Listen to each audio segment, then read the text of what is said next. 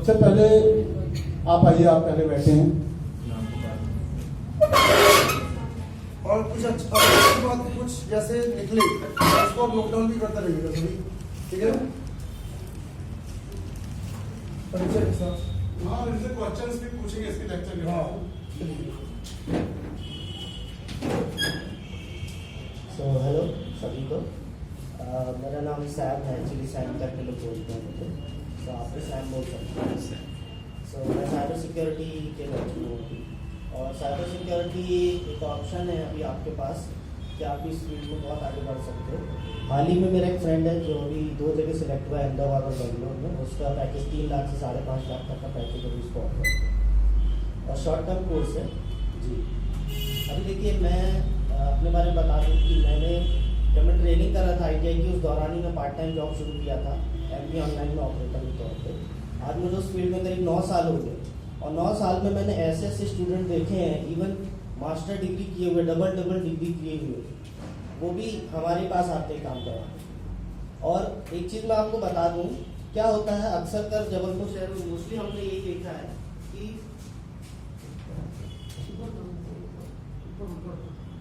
Hello, क्या होता है जबलपुर शहर में मोस्टली हम ये देखते हैं कि अक्सर कर लोग क्या होता है गवर्नमेंट जॉब्स को पाने के लिए मतलब बहुत ज़्यादा एफर्ट तो लगाते हैं, मेहनत भी करते हैं यहाँ के स्टूडेंट्स। लेकिन क्या होता है कि आप भी जानते होंगे कि वैकेंसीज कितनी निकलती हैं, 400, 500, 1000, 2000 वैकेंसीज, और एप्लीकेशंस कितने आते हैं, लाखों की तादाद में एप्लीकेशंस आते हैं। तो होता क्या है कि चांसेस और पॉसिबिलिटीज क्या होती हैं, उतनी कम होती है। जितने ज़्यादा एप्लीकेशंस आएंगे उतनी ज़्यादा पॉसिबिलिटीज भी कम होंगी। जी हाँ, और आप भी जानते होंगे कि जितने ज़्यादा एग्जामिनेशन होते हैं कट ऑफ भी उतना हाई जाता है। अभी हाल ही में एक एग्जाम हुआ है SBI का अप्रेंटिसशिप का, आपने पढ़ा होगा शायद, SBI अप्रेंटिस करके भी एग्जाम हुआ था। उसका ST कैटेगरी का कट ऑफ अबाउट 60 गया था, अब जनरल का कट ऑफ अबाउट 90 गया था, और OBC का कट ऑफ 80-85 गया, और SC कैटेगरी का कट ऑफ 75 के समथिंग गया। तो आप समझ सकते हैं कि जितने ज़्यादा एप्लीकेशन आते हैं, उतना ज़्यादा एग्जाम होते हैं, तो कट ऑफ भी उतना हाई जाता है, इसलिए सेलेक्ट होने की अपॉर्चुनिटी भी कम होती चली जाती है। ये चीज़ आप लोग समझते हैं, है ना? अक्सर कर होता क्या है कि लोग क्या होता है कि हम कंपटीशन के चक्कर में या सरकारी जॉब की पाने के लिए इतना ज़्यादा एफर्ट तो लगा लेते हैं, और अपना टाइम भी बहुत लगा लेते हैं, पैसा भी लगा लेते हैं, लेकिन चांसेस बहुत कम होते हैं। तो अपने साथ एक ऐसा ऑप्शन भी आप लेके चलिए ताकि आप प्राइवेट सेक्टर में एक अच्छी जॉब भी मिल सके आपको। ठीक है, मैं ये नहीं कह रहा हूँ कि आप गवर्नमेंट की तैयारी मत कीजिए, अच्छी बात है, होना भी चाहिए, लगे आप लोग सेलेक्ट हो, ये हम सबकी हम लोग सबकी दुआ भी है। लेकिन क्या है कि आप अपने साथ एक बैकअप ऑप्शन भी लेके चलिए ताकि आप कम समय में एक अच्छी जॉब भी पा सकें, क्योंकि प्राइवेट सेक्टर कंपनियां भी आजकल अच्छे पैकेज पे जॉब दे रही है, ये आपको पता है ना? ओके, तो जैसे साइबर सिक्योरिटी कोर्स है जिसमें आपको एक अच्छी जॉब मिल सकती है। एक बात और बताना चाहूँगा मैं कि हाल ही में आपने ये भी देखा होगा कि बहुत सारे लोग जो हैं एफिलिएट मार्केटिंग कर रहे हैं, डिजिटल मार्केटिंग करते हैं, है ना? तो साल में इस फील्ड में भी बहुत अच्छा करियर है। एक वेबसाइट आप नोट कर सकते हैं,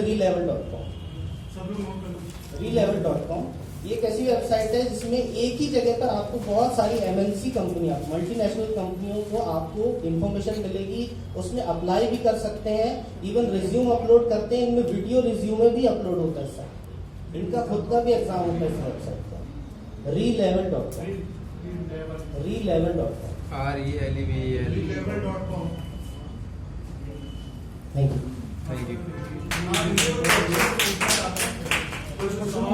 एनी सवाल किसी सवाल पूछना है तुमसे? भैया कितने टर्म का है ये साइबर सिक्योरिटी का कोर्स?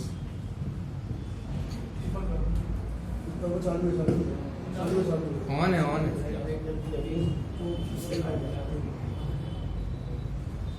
अभी तो मिनिमम टाइम कहते हैं कि 4 मंथ्स में हो जाता है, लेकिन हम फिर भी हम 1 महीना या 2 महीना हम एक्सटेंड लेके चलते हैं। 6 मंथ कह सकते हैं आप, या 5 मंथ भी कह सकते हैं, आपके सीखने के ऊपर है, आपकी ग्रेस्पिंग पावर पर डिपेंड करता है कि आप कितनी जल्दी ग्रेस्प करके आप उसको परफॉर्म कर सको, उस पर डिपेंड करता है ना? अब जैसे एक व्यक्ति टाइपिंग सीखता है तो टाइपिंग बोलते हैं कि 6 महीने 1 साल है, लेकिन सीखने वाला क्या होता है कि साल भर भी सीख ले, लेकिन अगर उसको टाइपिंग नहीं बनती तो कोई मतलब नहीं।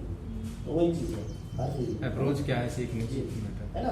तो जैसे मैंने आपको बताया था कि एमपी ऑनलाइन में प्राइवेट लिमिटेड जो हमारा फील्ड है, हमारा खुद का ऑफिस है, इस फील्ड में मैंने 8-9 साल काम किया, अभी भी मैं काम कर रहा हूँ पार्ट टाइम में। तो अगर ऑनलाइन से रिलेटेड आपको कोई वर्क हो, कोई ऑप्शन हो, कोई इन्फॉर्मेशन चाहिए तो भी आप मुझसे बात कर सकते हैं।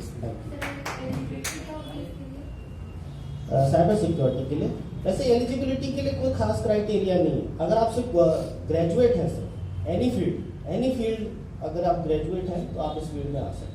इवन कई लोग 12th के बाद ही आ जाते हैं इस फील्ड में। ग्रेजुएशन भी कंपलसरी जॉब के लिए ग्रेजुएशन क्या होता है, जॉब में यदि आपको प्रमोशन चाहिए, जॉब में थोड़ा सा ग्रेजुएशन किसी भी फील्ड से ऐसा कुछ नहीं है, लेकिन ये कि ये फील्ड एक्चुअली आईटी की है, तो आप ग्रेजुएशन भी करें तो हम सजेस्ट करते हैं कि भाई आईटी से ही करें, तो आपको बेनिफिट मिलेगा इसका।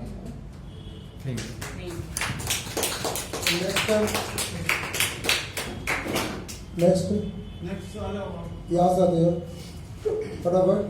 अब आप लोग अपने अपनी पूरी पॉइंट्स से सब बोलेंगे। फर्स्ट पॉइंट आपके सामने, और ये हाँ यहाँ पे देखिए वेबसाइट हमारे सामने आ गई relabel.com। ऐसे और भी नई नई चीजें आएगी तो नोट करते रहेंगे।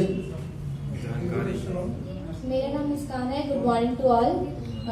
आज मैं एक टॉपिक में बोलूँगी जो कि ऐप डेवलपर के ऊपर है। तो आज हम जितने भी मोबाइल में चाहे ऐप अपन यूज़ करते हैं या कंप्यूटर्स में मतलब किसी चीज़ में भी यूज़ करते हैं, तो हम चाहते हैं कि वो अच्छे से अच्छा हो। मतलब हमें जो मिलता है तो हम उससे भी अच्छा चाहते हैं, बिकॉज आज की टेक्नोलॉजी इतनी बढ़ती जा रही है कि हमें उसमें बहुत अच्छे हम चाहते हैं कि हम जो भी यूज़ करें वो बहुत अच्छा हो। तो आजकल जो ऐप होते हैं वो कौन बनाता है? App developer. सो आज मैं ऐप डेवलपर के ऊपर बोलूँगी। ऐप डेवलपर जो होते हैं उनको सबसे पहले तो समझना होता है कि कस्टमर यानी जो यूज़ करते हैं उनकी नीड्स क्या है, उनको क्या चाहिए, वो ये समझना उनको सबसे ज़्यादा ज़रूरी है। उनके जॉब रोल होते हैं डेवलपर, मतलब गुड ऐप डेवलप करें जिससे उनकी कंपनी या फिर उनके ऐप को बहुत प्रॉफिट मिले, और उनको बहुत अच्छा एक्सपीरियंस होना चाहिए। और उनकी वो जब कोडिंग करते हैं तो कोडिंग बहुत ही क्लीन, अच्छी और टेस्टेड कोड्स होने चाहिए, और वो प्रॉब्लम फिक्सिंग होनी चाहिए। मतलब प्रॉब्लम्स जो भी आती है उनको अच्छे से सॉल्व करने वाले हो, कस्टमर की नीड्स और उनकी प्रॉब्लम्स को समझने वाले हो, ताकि अच्छे से अच्छे ऐप डेवलप कर सके। ऐप डेवलपर 2 टाइप्स के होते हैं। एक होता है इंडी डेवलपर और एक होता है प्रोफेशनल डेवलपर। जो इंडी डेवलपर होते हैं वो खुद के ऐप डेवलप करके गूगल में और प्ले स्टोर में डालते हैं, जिससे लोग उस ऐप को इंस्टॉल करके उनके जो ऐप रहते हैं उनको प्रॉफिट मिलता है। और जो प्रोफेशनल होते हैं वो किसी कंपनी में काम करते हैं। जैसे बहुत सी कंपनियां हैं, हम अगर बड़ी कंपनियों की बात करें, IBM और आर्कस, गूगल, बहुत सी कंपनियां हैं जहां पर हम प्रोफेशनल डेवलपर के रूप में काम कर सकते हैं। ऐप डेवलपर की जो फ्रेशर्स मतलब जो न्यू ज्वाइन करते हैं उनकी पर ईयर इनकम 60,000 से स्टार्ट होती है। और जो ऐप डेवलपर होते हैं उनको सबसे ज्यादा जो कोडिंग है HTML, CSS, जावास्क्रिप्ट, और C++ और पाइथन की नॉलेज होनी चाहिए। मतलब हम किसी भी एक कोडिंग लैंग्वेज में बहुत ही परफेक्ट होने चाहिए, जिससे कि हम जो भी ऐप डेवलपर करते हैं अच्छा बनने वाला। अब की बात करें तो इसकी वैकेंसीज भी निकली है। अगर हम प्राइवेट सेक्टर की बात करें तो एंड्रॉइड डेवलपर एक बिस्ता IT solution PV LTD Indore का है, जहां पर वैकेंसी निकली। उधर में पांच लोगों की जरूरत है। उनकी स्टार्टिंग सैलरी 1,18,000 से लेकर 6,60,000 पर ईयर होगी। और इनकी एलिजिबिलिटी और इनके एक्सपीरियंस 1 ईयर का एक्सपीरियंस चाहिए। और बात करूं वैकेंसीज की तो double blue inventions PBT LTD Bangalore में निकले इसके वैकेंसी, जहां पर भी 5 लोगों की नीड है। यहाँ पर ये वैकेंसी सिर्फ 2 डेज पहले निकली है। यहाँ पर 50,000 से 1,50,000 तक मतलब पर मंथ की सैलरी है। बस, थैंक यू। अच्छी जॉब। चलिए नेक्स्ट आ जाओ, आप आओ। तो आप लोग फिगर्स भी देख पा रहे हैं और रियल लाइफ में जो सैलरी इनने बताई, क्या नाम थे मुस्कान ने सैलरी फिगर्स बता, तो समझ में आ रहा है कि पैकेज तो है, क्योंकि हमारे बाजू में इंदौर महानगर है, जॉब्स भी बताएं। जॉब्स भी काफी है। बताएं अपने नाम के साथ और क्या करो शुरू कर। My name is Nikita Sahu. Artificial intelligence के बारे में बताना चाहती हूँ। जैसा कि हमने देखा है, कोरोना के बाद से पूरे विश्व के साथ भारत में भी आर्टिफिशियल इंटेलिजेंस का इस्तेमाल काफ़ी बढ़ चुका है। आज के समय में इस तकनीक का उपयोग हर जगह हो रहा है। यह तकनीक फोन या कंप्यूटर के उपलब्ध शतरंज जैसे game, Google, Alexa voice assistant समेत रोबोट जैसे डिवाइसों के रूप में मौजूद है। आर्टिफिशियल इंटेलिजेंस दुनिया की श्रेष्ठ तकनीकों में से एक है। इस तकनीक की सहायता से ऐसा सिस्टम तैयार किया जा सकता है जो मानव बुद्धिमानता यानी इंटेलिजेंस के बराबर होगा। इस तकनीक के माध्यम से एल्गोरिथम सीखने, पहचानने, समस्या समाधान, भाषा, लॉजिकल रीजनिंग आदि आसानी से समझा जा सकता है। इसके अलावा यह तकनीक खुद समझने, सोचने और कार्य करने में सक्षम है। लेकिन यह करियर विकल्प के रूप में यह शानदार फील्ड बनकर उभरा है। यहाँ पर आप अपना करियर बनाकर अच्छा पैसा कमा सकते हैं। आर्टिफिशियल इंटेलिजेंस में एवरीवेयर और इसकी डिमांड फ्यूचर में आगे बढ़ने वाली है। गार्टनर स्टडी रिपोर्ट कहते हैं कि आर्टिफिशियल इंटेलिजेंस प्रोफेशनल की जरूरत 2022 तक आराम से 3 मिलियन के ऊपर होगी, यानी कि अराउंड 3 मिलियन जॉब्स आने वाली हैं 2022 तक। आर्टिफिशियल इंटेलिजेंस इंडस्ट्रीज के अंदर डिमांड डिफेंस इंडस्ट्रीज में होगी। Anyone wants question? ठीक है, तुम्हारा क्वेश्चन है। क्या क्वेश्चन है बताओ। ठीक है, कैसे आर्टिफिशियल इंटेलिजेंस बन रहा है, मुझे जवाब दो। मैं आगे भी दे देता हूँ। जॉब्स प्रोवाइड होने वाली है 220। ये बनना कैसे, आर्टिफिशियल इंटेलिजेंस कैसे हम लोग कर सकते हैं? सर जो टॉप IITs हैं अपने देश की और भी बहुत सारे इंस्टीट्यूशन है वो AI पे कोर्स करवाते हैं। जैसे बीटेक होता है, जैसे हमारे JEC कॉलेज में भी अभी स्टार्ट हुआ है AI और ह्यूमन मैकेनिज्म 2 कोर्स। ठीक है, लेकिन इसमें सबसे मेन मैं बताता हूँ कि AI में अगर आपको कैरियर बनाना है तो आपको AI के जो मॉड्यूल्स होते हैं, जो पाइथन आपको देता है, वो आपको सब सीखने पड़ेंगे और पाइथन के बाद ही इंसान AI में जा सकता है। Yes sir. और बाकी यूनिवर्सिटीज में IITs NITs में तो है, लेकिन अगर आप बाहर नहीं जा सकते तो अच्छी ट्रेनिंग्स करके भी आप इस लाइन में एंटर मार सकते हैं। नेक्स्ट आ जाइए, अपना नाम और डिटेल भी बता दीजिए। Good morning all of you, my name is Shruti Thakur. मैं टेलीकॉम इंडस्ट्री फ्यूचर के ऊपर कुछ पॉइंट बोलूंगी। जून 2021 के मास्टर एम्प्लॉयमेंट इंडस्ट्री की माने तो टेलीकॉम और इंटरनेट सर्विसिंग प्रोवाइडर सेंटर में बीते साल की तुलना में 39% की वृद्धि हुई है और आज भी टेलीकॉम इंडस्ट्री की सबसे ज्यादा अवधि की नियुक्ति हुई है। अनुमान है कि टेलीकॉम इंडस्ट्री में इस साल कार्य बल में 10% की वृद्धि होगी और इसके लिए भारत में आर्टिफिशियल इंटेलिजेंट 5G और इंटरनेट ऑफ थिंग्स और काउंट जैसी तकनीकों में माहिर लोगों की ज्यादा मांग होगी। यह दुनिया की सबसे तेज विकास करने वाली इलेक्ट्रॉनिक सिस्टम डिजाइनिंग इंडस्ट्री जल्द ही $2 अरब का आंकड़ा पर जाएगी, जिसमें भारत की इलेक्ट्रॉनिक मैन्युफैक्चरिंग सर्विसिंग इंडस्ट्री के 2025 तक 6.5 गुना बढ़ जाने की उम्मीद है। माना जा रहा है कि भारत में computer electronics and appliances industry 2025 तक विश्व में 5वें नंबर पर पहुंच जाएगी। इस क्षेत्र की तकनीक बहुत तेजी से बढ़ती है, इसलिए खुद को अपडेट करते रहना बेहद जरूरी है। इस कार्य की प्रवृत्ति इंदौर ज्यादा है। नेटवर्क सिक्योरिटी बड़ी चुनौती है। फिगर्स बहुत अच्छे हैं, फिगर्स बताइए कोई सवाल। इनने बहुत अच्छी फिगर बताया कि 5th नंबर में पूरे वर्ल्ड में टेलीकॉम इंडस्ट्री हमारी पहुंच रही है। यानी कितने लोगों के घर बार टेलीकॉम इंडस्ट्री से चल रहे हैं आप देख सकते हैं। रिलायंस में जो लोग काम करते हैं, एयरटेल में जो लोग काम करते हैं, VI नेटवर्क में जो लोग काम करते हैं, तो वहाँ भी अच्छी वैकेंसी आती है, पर उसके हिसाब से खुद को आप शार्पन करें। नेक्स्ट आ जाइए।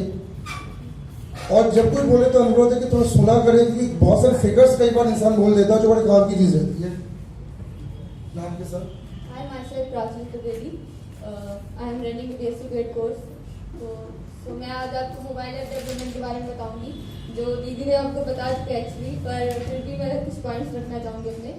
तो इसमें मोबाइल ऐप डेवलपमेंट में अगर आपको कोडिंग और कोई भी लैंग्वेज में अगर आप अच्छे हैं या आपको सॉफ्टवेयर अच्छा चलाना आता है और आप उस कोर्सेज को प्रोवाइड करके और आप बड़ी बड़ी कंपनियों में जा सकते हैं। अगर आपने एक ऐप भी अगर यूजफुल ऐप जो आज के ज़माने में लोग चला रहे हैं, कितनी भी ऐप्स आती हैं, तो अगर आपकी एप्स यूजफुल है गवर्नमेंट के लिए या किसी भी मेन कंपनीज के लिए, तो आप उसको यूजफुल बना के अगर आप उसमें अच्छे फंक्शंस प्रोवाइड करते हैं उसको, अगर आपको कस्टमर्स लाइक करते हैं तो आप उससे भी ज़्यादा इनकम कर सकते हैं। और इसकी स्टार्टिंग होती है 1.5 से 2 लाख रुपए आपको पर ऐप से उसमें मिलते हैं। और आजकल यूजर्स ज़्यादा हो रहे हैं और आजकल तो वैसे भी टेक्नोलॉजी का लोग ज़्यादा यूज़ करते हैं, तो जो डेवलपमेंट होती है वो अगर आपकी सक्सेस आती है तो आप इसमें आप अच्छी खासी इनकम कर सकते हैं। Thank you. कोई सवाल किसी को? नेक्स्ट आ जाइए। नहीं आ रही? चलो ठीक है। अपने नाम और क्या करते हो बताइएगा।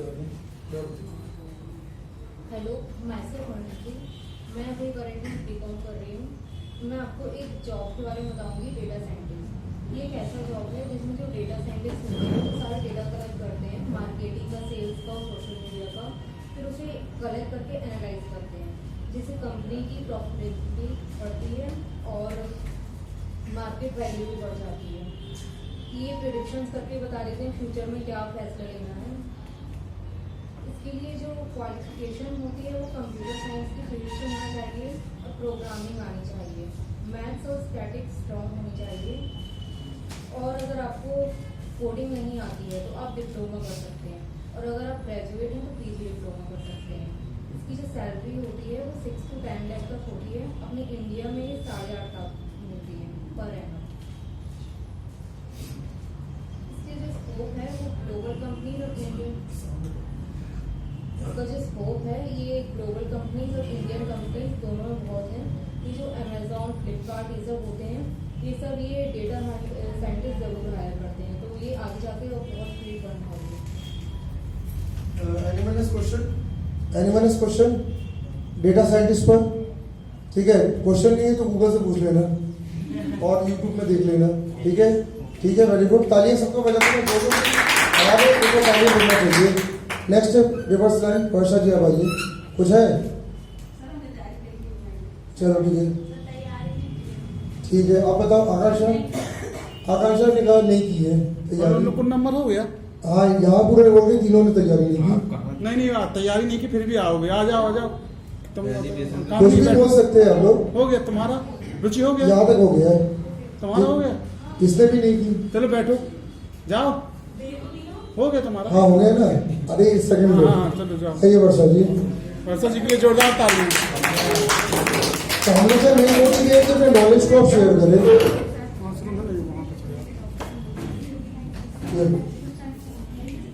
माय नेम इज वर्षा राम टेके। मैं साइबर सिक्योरिटी के बारे में बोलना चाहूंगी, 2 शब्द बस बोलूंगी, ज़्यादा नहीं बोलूंगी। साइबर सिक्योरिटी अच्छा ये है कोर्स है, उसमें कोई भी अपने डाटा को हैक नहीं कर सकता और बस